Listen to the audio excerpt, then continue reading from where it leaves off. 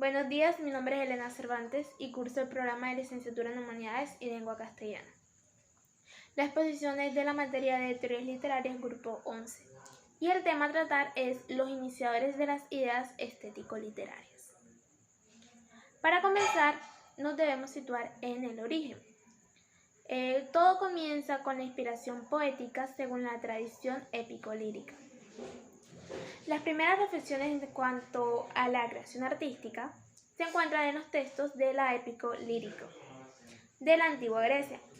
Al ser el arte un hecho social, un espejo o una lámpara que alumbra o refleja lo que acontece al hombre, mostraban al ser humano, pues en esta épica, en los libros poéticos, nos muestran al ser humano muy unido a lo divino, situando lo religioso como fuente de la creación artística.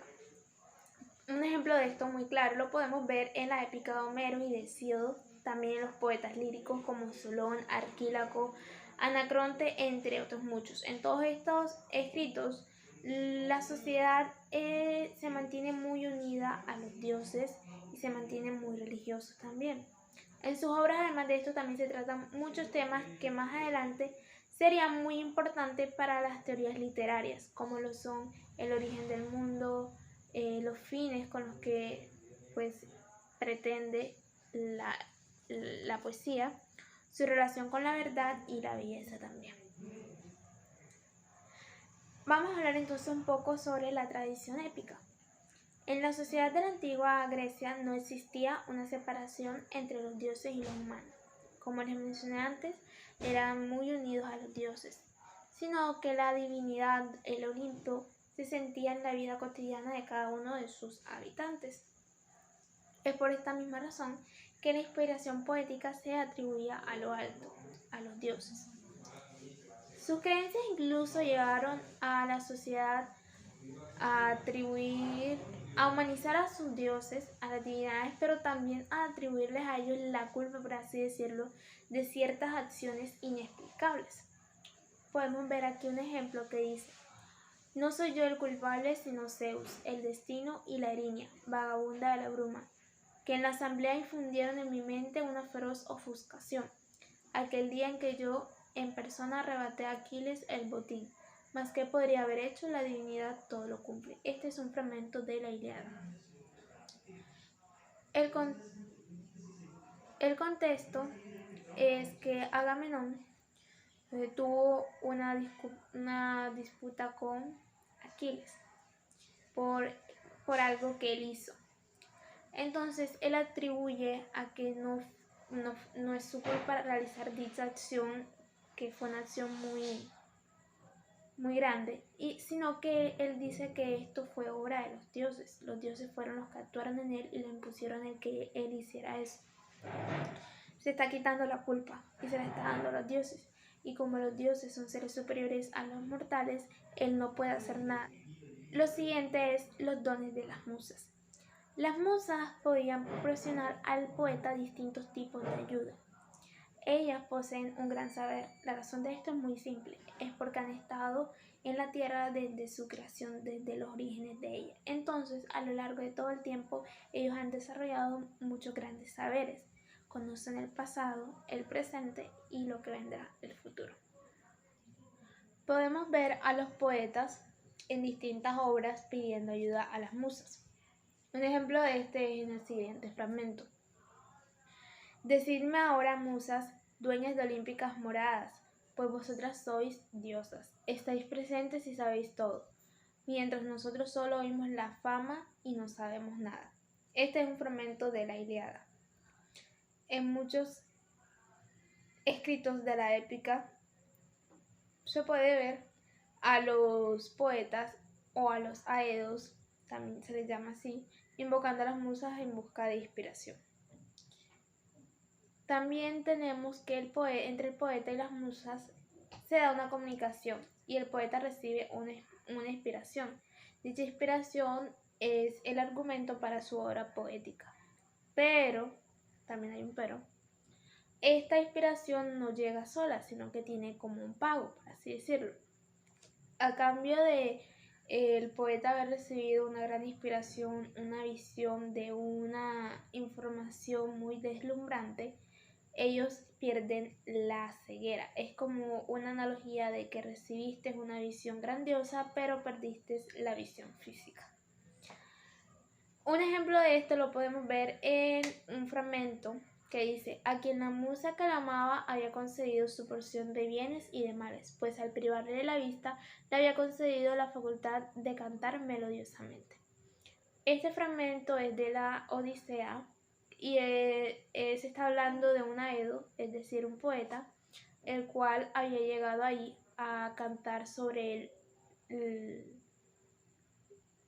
sobre las grandezas de los héroes. Y entonces él era ciego. De hecho, se dice también que Homero era un hombre ciego. Además de inspiración, las musas proporcionaban a los poetas de otros dones, como es la belleza formal, para embellecer el canto y que éste fuera atractivo para el público oyente.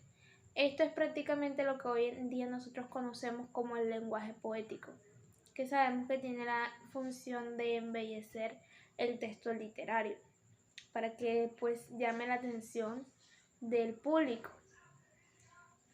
En las festividades culturales, el Aedo presentaba su argumento junto con cantos, música y danzas. Y a esto se le llama como la trinachoreia. Hablemos ahora de la tradición lírica. La tradición lírica es un tanto distinta a la cosa con la tradición poética, por el hecho de que aquí las musas no poseen tanta importancia, de hecho fueron casi sacralizadas, por así decirlo. A partir de Hesíodo, que es uno de los grandes poetas líricos, la invocación de las musas pierde mucha relevancia. Y los poetas que aún realizaban dicha costumbre de invocar a las musas lo hacían con fines egoístas. Un ejemplo de esto es Teognis de Megara, el cual invocaba a las musas para que hicieran caer la nobleza y levantar a los plebeyos enriquecidos. Claramente era simplemente una petición egoísta, no tenía nada que ver con los fines espirituales que solían hacer en su mayoría los poetas de la épica.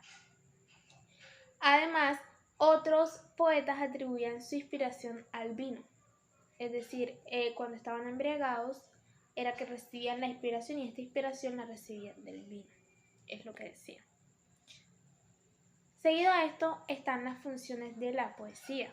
Las obras épicas durante mucho tiempo fueron las bases de la educación griega.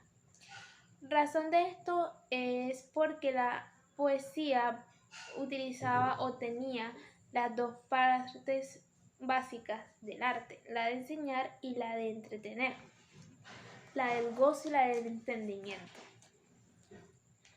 Y también vemos aquí la poesía desde la filosofía. La idea de un poeta frenético aparece con Demócrito. Según este filósofo, el poeta escribe en un estado de trance. Sostuvo que los mejores poetas eran escritos con inspiración y aliento santo, y escribía a los poetas en sano juicio. Al estar el poeta en un estado de trance debido a los dioses, emitir un soplo, alcanzaba una gran sensibilidad y es capaz de percibir seres y cosas que en un estado normal no sería capaz de percibir. ¿Qué vemos aquí? Según Demócrito, el poeta es un ser que recibe como un tipo de inspiración. Se habla de un soplo de los dioses, es decir, los dioses soplaban y el poeta entraba como en un trance, en un estado de inspiración o de posesión. Y se mantenía en ese estado durante un tiempo. Durante ese tiempo, ese poeta tenía una gran sensibilidad. Y al tener esa sensibilidad era capaz de percibir cosas y ver también cosas que en un estado normal no sería capaz de percibir. Esta teoría también fue tratada por otros filósofos como Tales, Anaxímenes, Anaximandro y Heráclito, los cuales situaron el principio de todas las cosas en los elementos naturales. Lo siguiente es la escuela pitagórica. Ellos también tienen relevancia aquí.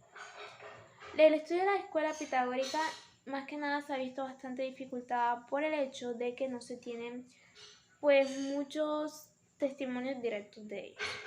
A esto hay que sumarle pues algo que más adelante se va a tratar, el hecho de que sus textos no sobrevivieron durante mucho tiempo. Entonces, la única forma en que se sabe pues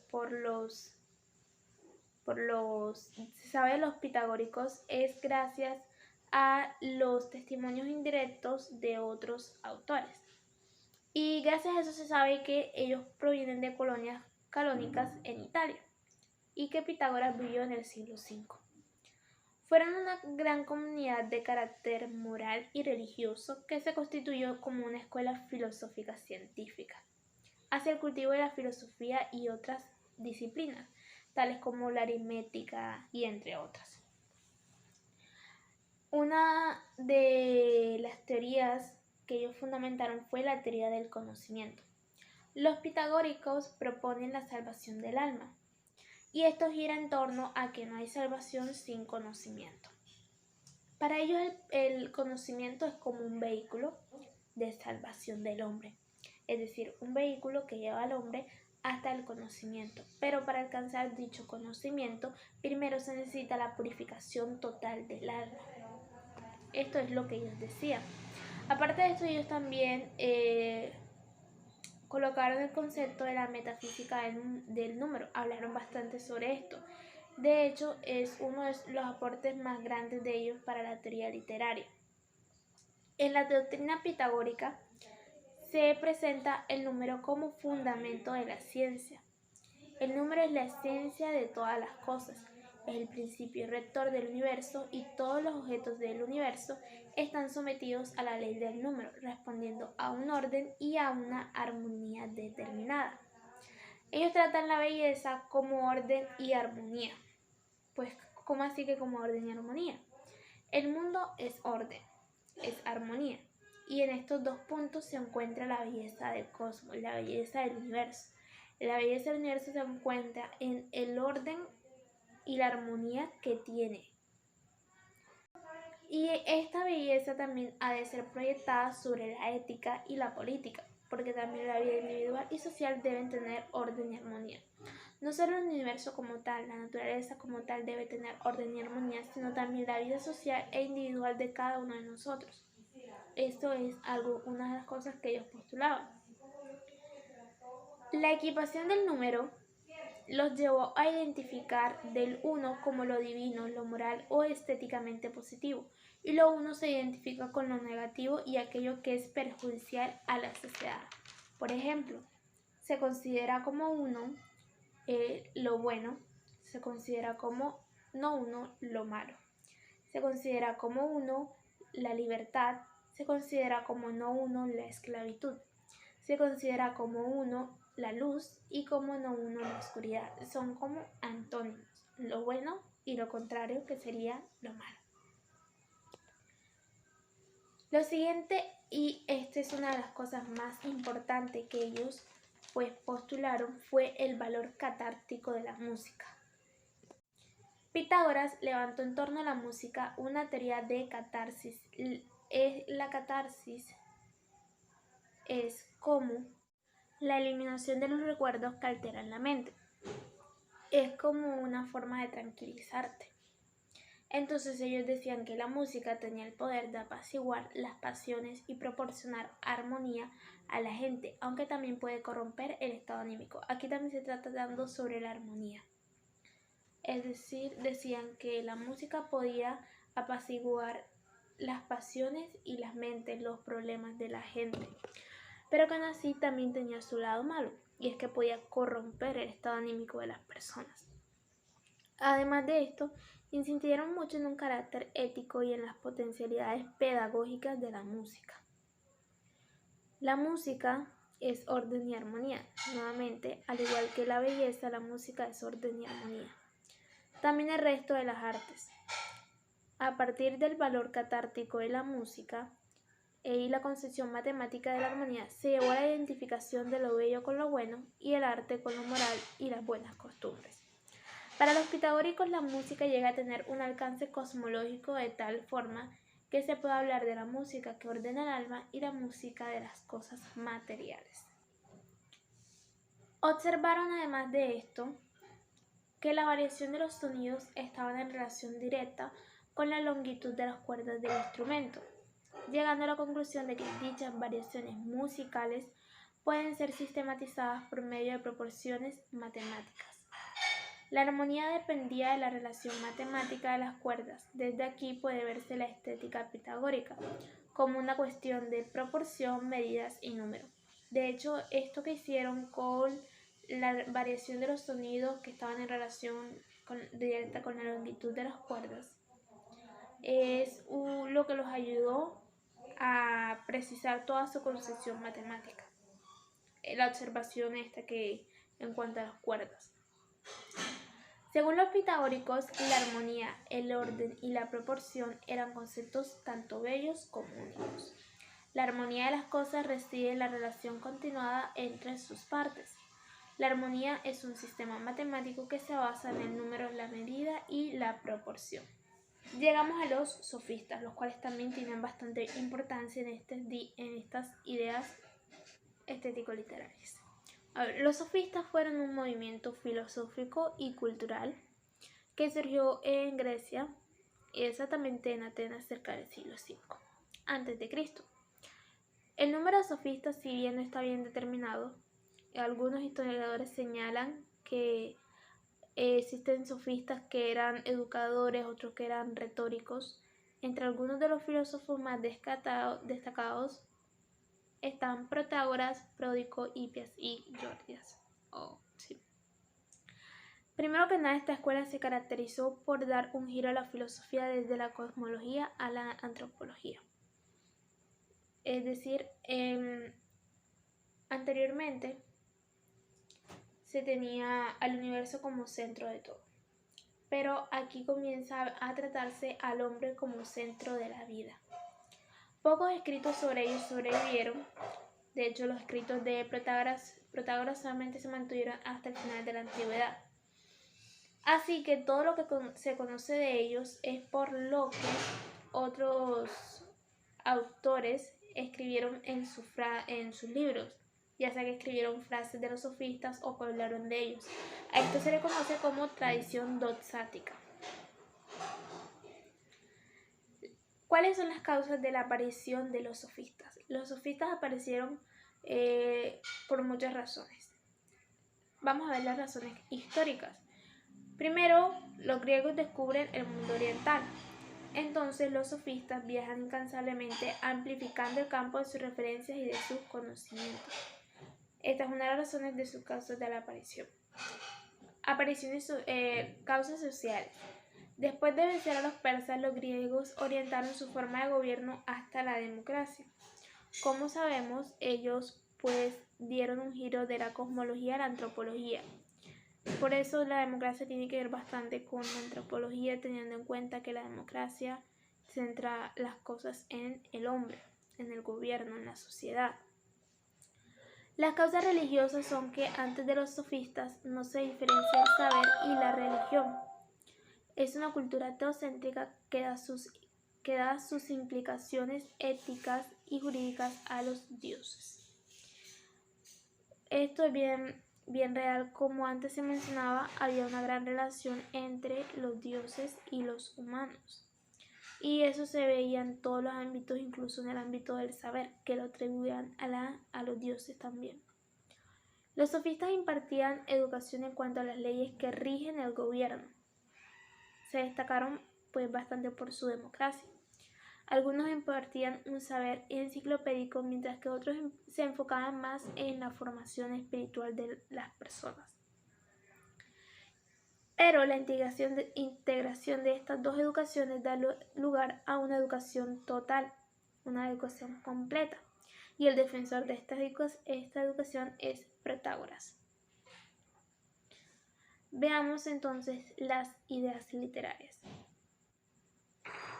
puesto que el centro de sus investigaciones está ocupado por el hombre, la educación, sus contenidos y métodos están en primer plano, y aquí las obras literarias tienen un lugar fundamental. Con los sofistas se incorpora el lenguaje literario, la obra literaria y el proceso de creación literaria a la educación. El valor instrumental de que las obras literarias tienen llevan a los sofistas a la lectura y comentario del texto. Ellos fueron los primeros intérpretes metódicos de los poetas. Sin embargo, también surge la idea de que la literatura y el arte tienen una función sensualista. Es con los sofistas que el lenguaje literario comienza a añadirse a la educación. Los sofistas comenzaron a leer y a hacer comentarios en cuanto a los libros, comenzaron a analizarlos, a hacer una mejor comprensión lectora de los libros. Y como pudimos ver en el caso de la música, se le atribuye al arte y a la literatura también una función sensualista. Seguido a esto, vamos con Sócrates, que es el último de estas ideas estético-literarias. Sócrates fue sin duda un pensador muy peculiar por haber dado origen a posturas tan diversas. Se presenta como alguien orientado hacia el campo de la antropología moral y social, al igual que los sofistas, está ambientado hacia la antropología. Los sofistas y Sócrates trabajaron juntos, son pioneros en plantear una reflexión sistemática sobre las estructuras morales y políticas de la sociedad helénica. Esto es porque tenían puntos de vista bastante en común. Muchos han insistido en la relevancia del postulado de Sócrates de un alma que en cuanto a residencia de valores morales es necesario cuidar. Esta filosofía es con un concepto de alma inmortal y divina. Deriva al conocer lo que es bueno y lo que es malo, para que el alma alcance tanta bondad como sea posible. Si se conoce lo que es bueno, no se actuará de manera contraria, de tal forma que cada acto inmoral es por ignorancia. Ellos decían de que se necesitaba mantener sana el alma. Es un alma inmortal y divina, pero que había que mantenerla con valores morales. Entonces, además de esto lleva a que se pueda conocer lo que es bueno y lo que es malo. Y ellos decían de que las personas al saber lo que es bueno y lo que es malo, si actuaban de una forma inmoral, es decir, si se iban más del bando de lo malo, era simplemente porque querían y por ignorante. Lo siguiente es la némesis del arte. Némesis es como una imitación de algo. Sócrates crea una sistematización para distinguir las bellas artes como la pintura y la escultura de aquellas como la carpintería y la herrería.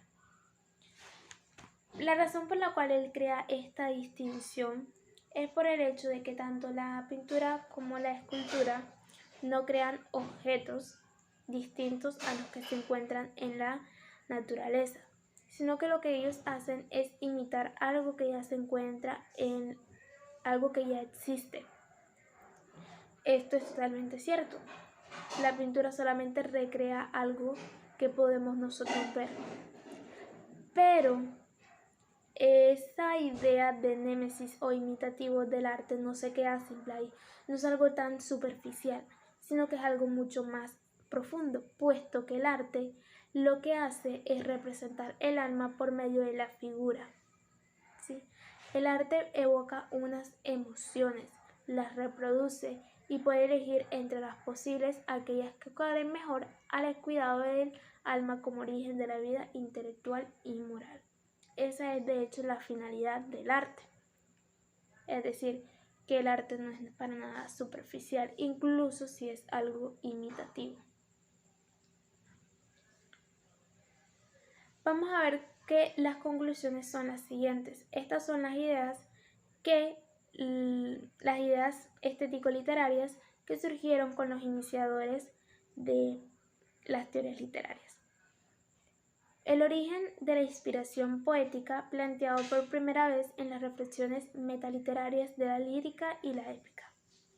La naturaleza de la literatura y su relación con otras creaciones humanas, como la música, la danza, la belleza.